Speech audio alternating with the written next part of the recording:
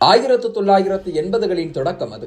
பள்ளிக்கு செல்வதற்கு முன் பேப்பர் போடுவதை வழக்கமாக கொண்டிருந்த 13 வயது சிறுவன் தனது அரை ட்ரவுசருடன் ஈரோடு ரயில் நிலையத்தில் பேப்பருக்காக காத்திருந்த நேரம். அங்கு வந்த முன்பின் தெரியாத நபர் ஒருவர் எங்கே பால் கிடைக்கும் என அந்த சிறுவனை கேட்டிருக்கிறார்.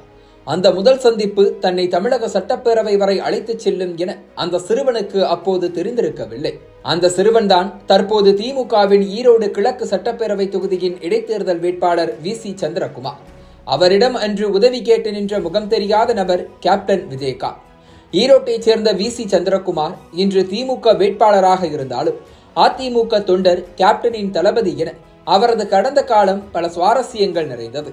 ஏழ்மையான குடும்பத்தில் பிறந்த சந்திரகுமார் தனது குடும்பத்தின் பாரத்தை குறைக்க பள்ளி செல்லும் காலத்திலேயே பேப்பர் பாயாக வேலை செய்திருக்கிறார்.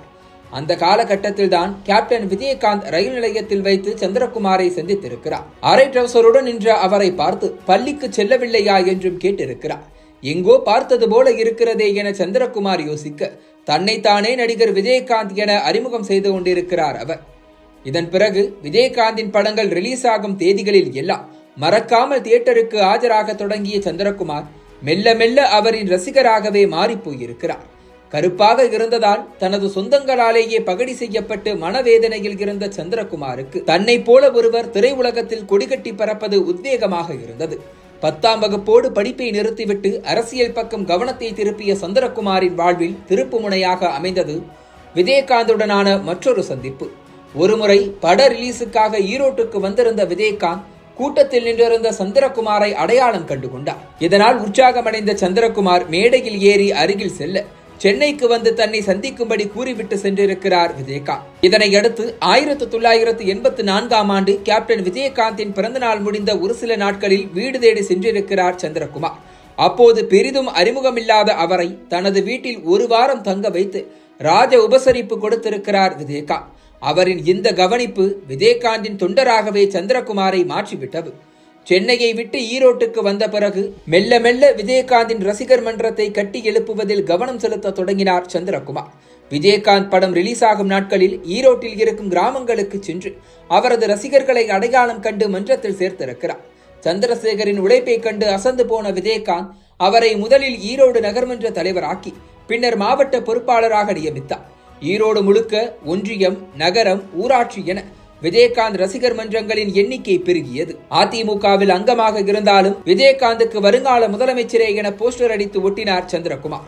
அதோடு ரசிகர் மன்றம் கட்சியாக உருவெடுக்கும் முன்னரே வழக்கறிஞர் அணி, மாணவர் அணி, இளைஞர் அணி என புதிய அணிகளை உருவாக்குவதில் ஆர்வத்தோடு இறங்கியிருக்கிறார். 2000 ஆண்டு விஜயகாந்த் ரசிகர் மன்றத்திற்கான புதிய கொடி அறிமுகப்படுத்தப்பட்டவுடன் அவரை எப்படியாவது அரசியலுக்கு அழைத்து வந்துவிட வேண்டும் என ரசிகர் மன்ற நிர்வாகிகளுடன் இணைந்து முயற்சி செய்திருக்கிறார் சந்திரகுமார். இதனால் 2005ஆம் ஆண்டு வெறும் 15 நாள் இடைவெளியில் ஈரோடு, திருவண்ணாமலை, தூத்துக்குடி என 3 இடங்களில் மாபெரும் மாநாட்டை நடத்தியது விஜயகாந்த் ரசிகர் மன்றம். ஈரோடு மாநாடு மார்ச் 13ஆம் தேதி அன்று நடந்தது. அதே மேடையில் தனது அரசியல் என்ட்ரியை அறிவித்த விஜயகாந்த் தேதி பின்னர் அறிவிக்கப்படும் என மாநாட்டை முடித்தார். அடுத்த 6 மாதங்களில் செப்டம்பர் 14ஆம் தேதி தேசிய முற்போக்கு திராவிடர் கழகம் தொடங்கப்பட்டது. சட்டப்பேரவை தேர்தலுக்கு குறைவான கால அவகாசம் மட்டுமே இருந்ததால் களத்தில் பம்பரமாக சுழன்றார் சந்திரகுமார். அந்த தேர்தலில் விஜயகாந்த் மட்டுமே வெற்றி பெற்றார். தேமுதிக சார்பில் ஈரோட்டில் களமிறங்கிய சந்திரகுமார் முதல் தேர்தலிலேயே கிட்டத்தட்ட 30,000 வாக்குகள் வாங்கினார். அவருக்கு 3ஆம் இடம் கிடைத்தது. 2011 சட்டப்பேரவை தேர்தலில் அதிமுகவுடன் கூட்டணி வைத்தது தேமுதிக. இந்த முறை ஈரோடு கிழக்கு தொகுதியில் களமிறங்கியிருந்த சந்திரகுமார் தற்போதைய அமைச்சர் முத்துசாமியை எதிர்த்து 10,000 வாக்குகள் வித்தியாசத்தில் வெற்றி பெற்றார். சட்டப்பேரவைக்குள் எதிர்க்கட்சியாக தேமுதிக அமர சந்திரகுமாருக்கான அதிகாரமும் அதிகரித்தது. அவையில் கேப்டன் விஜயகாந்த் இல்லாத நேரங்களில் தேமுதிகவை வழிநடத்தும் பொறுப்பே சந்திரகுமாரிடம்தான் வந்து சேர்ந்தது. ஆனால் இவையெல்லாம் வெகு காலத்திற்கு நீடிக்கவில்லை. தனது அரசியல் வாழ்க்கைக்கு அச்சாரம் போட்டுக் கொடுத்த விஜயகாந்திற்கு எதிராக திரும்பினார் சந்திரகுமார். 2016 சட்டப்பேரவை தேர்தல் நெருங்கிய நேரத்தில் எல்லாம் பரபரப்பாக நடந்து முடிந்தது. அதிமுகவை தோற்கடிக்க மக்கள் நல கூட்டணியில் ஐக்கியமாக முடிவு செய்தது தேமுதிக.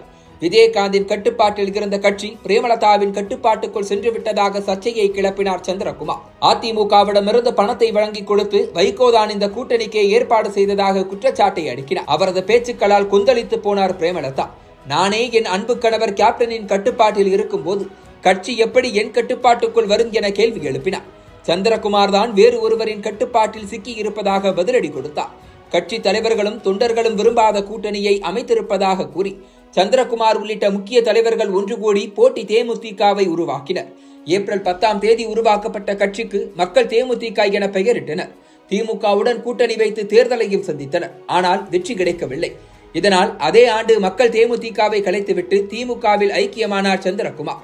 அவருக்கு ஈரோடு கிழக்கு தொகுதியில் போட்டியிட வாய்ப்பு வழங்கியது திமுக. 7000 வாக்குகள் வித்தியாசத்தில் வெற்றியை தவறவிட்டார் சந்திரகுமார்.